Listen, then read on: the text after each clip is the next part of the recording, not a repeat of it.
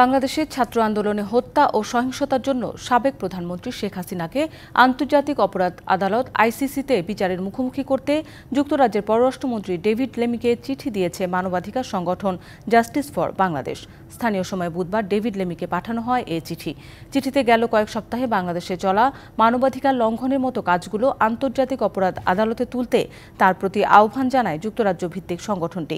চিঠিতে যুক্তরাজ্য এবং বাংলাদেশ দুই দেশই আইসিসির সদস্য হওয়ায় সংস্থাটির মাধ্যমে শেখ হাসিনা ও তার সহযোগীদের বিচার নিশ্চিত করতে যুক্তরাজ্য উদ্যোগ নেবে বলে আশা প্রকাশ করে জাস্টিস ফর বাংলাদেশ।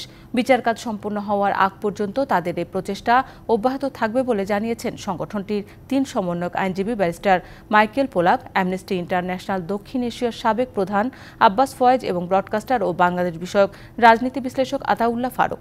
এছাড়া শেখ হাসিনার শাসনামলে বেআইনি অপহরণ, জোরপূর্বক গুম এবং নির্যাতনের মতো মানবতাবিরোধী অপরাধের বিচারের বিষয়টিও চিঠিতে উল্লেখ করে সংস্থাটি।